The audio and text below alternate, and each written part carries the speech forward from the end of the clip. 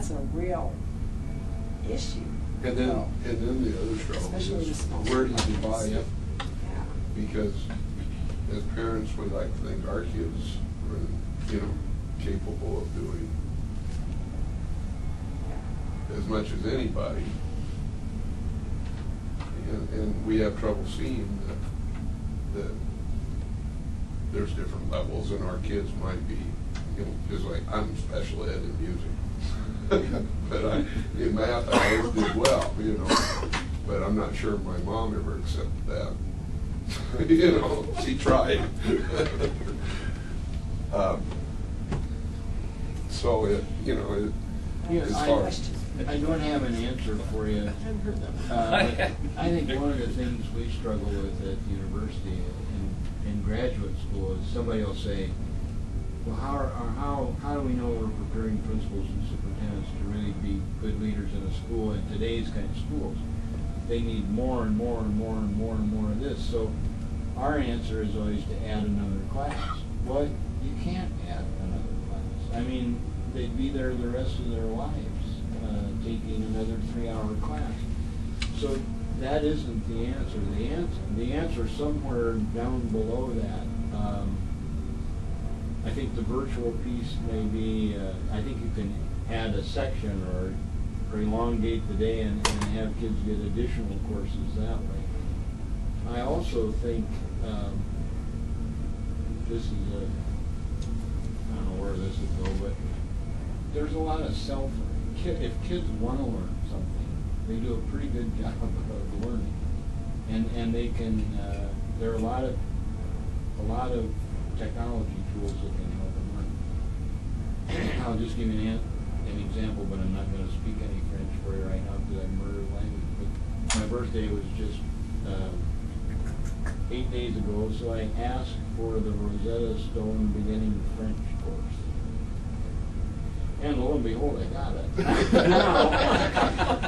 now I'm going to have to learn this. So I don't know if I can learn that or not, but I like that instructional model, and it's a see, hear, repeat model. And so I've got my earphones, I've got my CD, I've got my lips all scrunched up funny to say those words.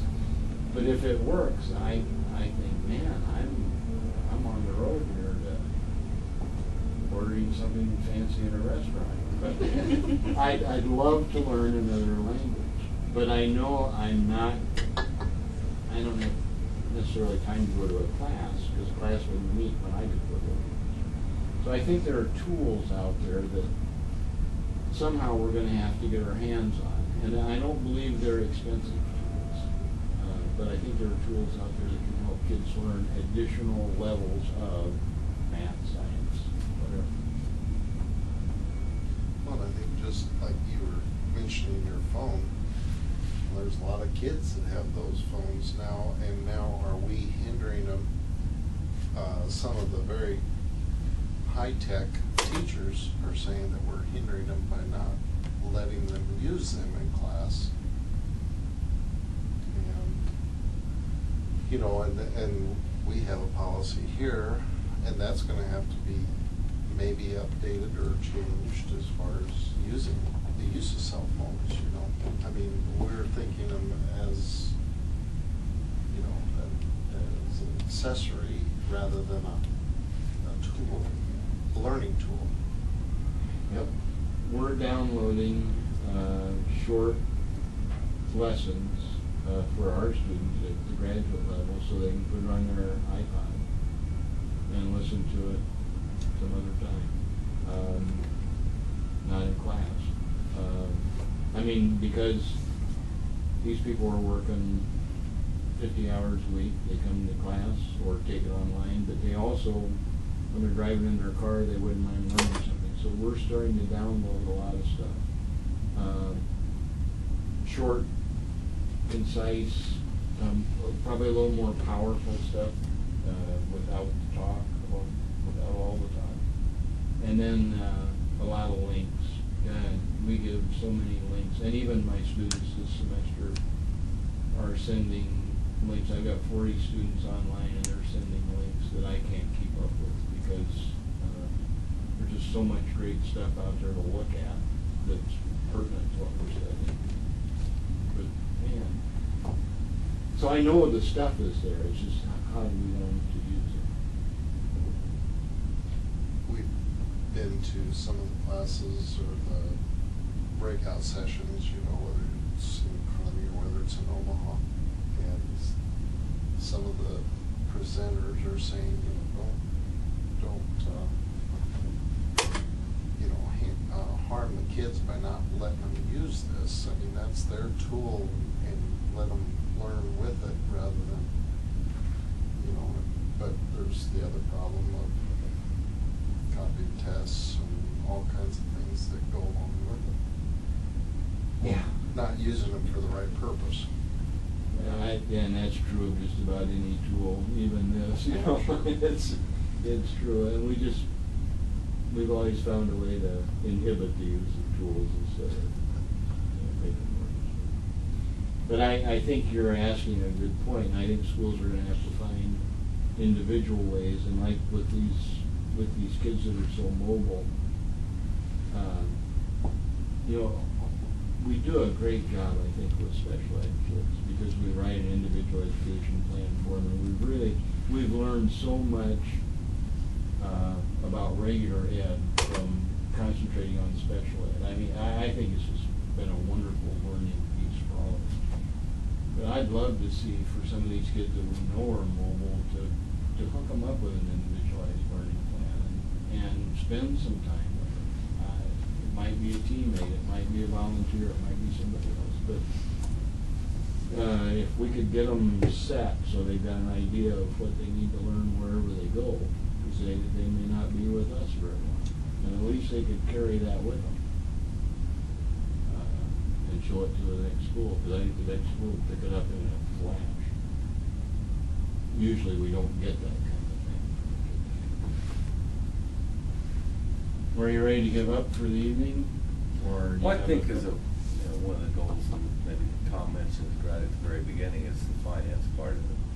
You know, we're looking at the possibility of losing $500,000 to $800,000 in the next year or so, and we've got to be able to plan how we're going to deal with that. I think finance is probably our driving force in a lot of things we do. Good. Yeah, I think it is too. Although most people love us to live in a world without resources to use, but yeah. So study alternative issues in financing. You know, we've been fortunate in the last few years to get some pretty good grants.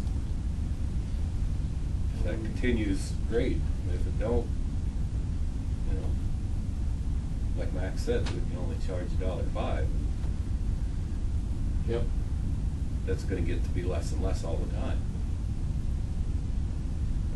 Yeah, and grants is one way to do it. I know you probably have a foundation. I think you mentioned you have a foundation. There's probably some other ways to get some money that's floating around out there that helps schools. Usually a lot of it comes with strings attached, but still the grants are a good way to go.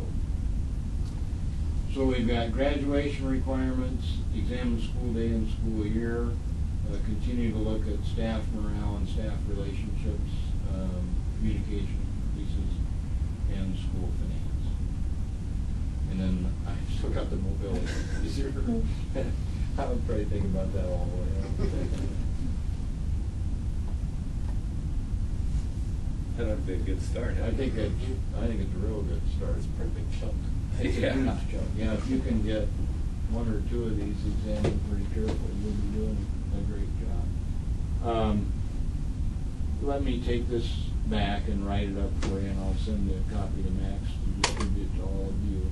And then if there's a time where you just want to exchange some ideas, I'm pretty sure you've got my email. And we would like to bring, I'll just make this offer to you, we would like to bring some of our students out to schools. We're starting in that 50-mile radius of Lincoln, just taking some of our principal wannabes and superintendent wannabes out to visit school districts other than their own. So they get a better view of what's going on statewide or other places. And if you have some programs, and I'm sure you do, that you'd like some of our students to see, and it also gives you a chance to see some of our students who in the future might want to work here. We'd love to come out for a day. And the other thing we're